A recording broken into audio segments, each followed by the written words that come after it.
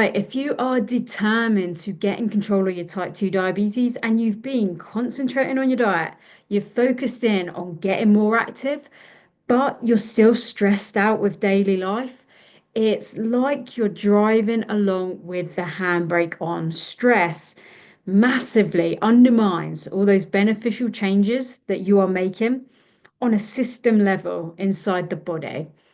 Now, I think we all know at this point that stress is not great for our health, but in this video, I'm going to break down how it specifically relates and impacts type 2 diabetes so that you can understand why you really do need to consider and address your stress levels, and maybe so you can understand why you've not been seeing the results that you expected or hoped for.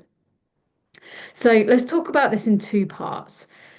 Because firstly, stress makes it way harder for you to actually get those good inputs in the first place.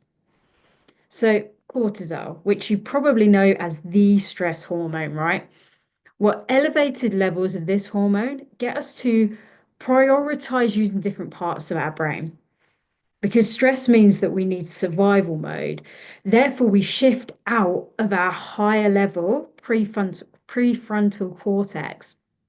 And by leaning away from this brain region, what we're doing is impairing our ability to regulate behavior, exercise self-control, and make decisions, meaning that we'll go for that sort of default option, the easy option, because we can't manage or process any more difficult decisions.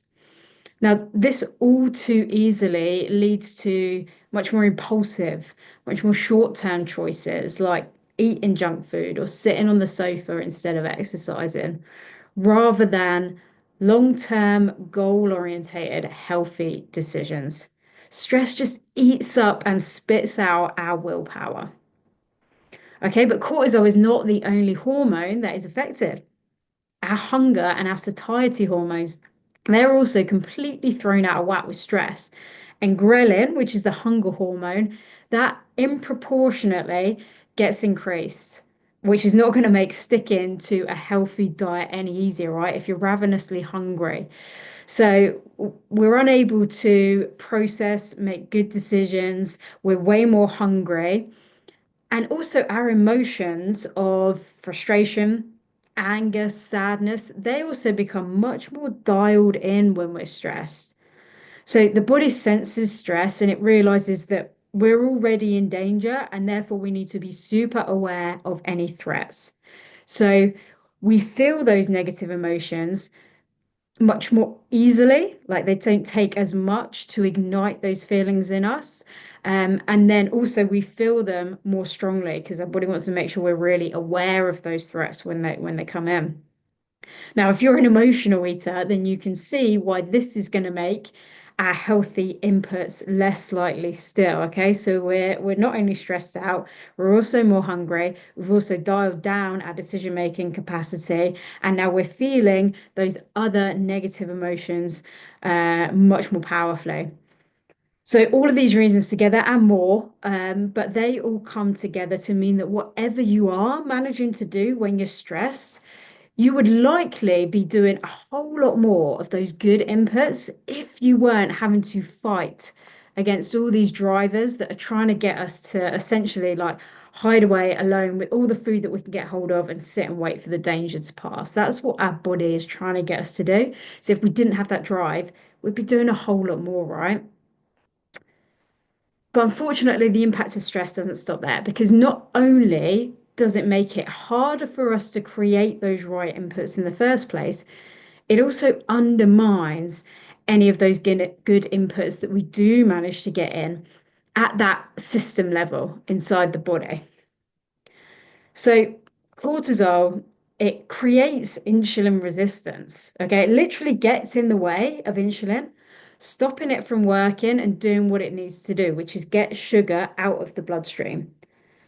And type 2 diabetes is late stage insulin resistance. That's what it is.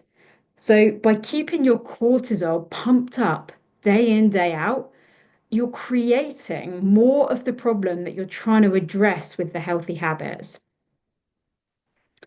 Now, our muscle tissues, they have a way of taking up glucose from the bloodstream without that dependence on insulin. Okay, so normally we need insulin to get blood sugar out of the bloodstream, but the muscles have a way of doing it without insulin, right? So, okay, perfect. So if cortisol's getting in the way of that, we'll use this method. Because when we exercise and we try and get our muscles to be taking up and burning through that excess glucose, we can still do that even though we're insulin resistant. It's not as effective, but we can still do it because of this other pathway. But cortisol, again, it gets in the way of this process too. So the glucose can't get out of the bloodstream by route A using insulin, and now it's also blocked on route B without insulin. And not only does it prevent our muscles from taking up that glucose, getting it out of the bloodstream into the muscles, it can also even encourage, this is still the effect of cortisol, right? It can even encourage the breakdown of our muscle protein, the very thing that we are trying to build up with exercise. And that is a major slap in the face because it does this, it breaks down that muscle protein so that it can provide raw material to the liver to undergo a process known as gluconeogenesis, which is the creation of new glucose. It breaks down your muscle to make more glucose. The problem with type 2 diabetes is that you've got too much glucose and that you're insulin resistant, and cortisol creates both of these conditions. So, yes, cortisol, because of its desire to increase blood glucose levels, when it's overstimulated, it will stop glucose getting out of the blood by every pathway and it will break down our muscle, which is essentially our metabolism, to create yet more glucose. So, this is why if you are stressed out, it's going to feel like all your efforts aren't really getting you where you need to go, where you want to go. All the effort that you're putting in is not moving you forward. It's going to be like you're driving along, but the handbrake is on and you just can't pull away with the momentum that you know you should be getting. So give me a like if you learned something in this video. Give me a comment if it's made you think your stress needs addressing, and subscribe to support my channel here, and I'll see you next time.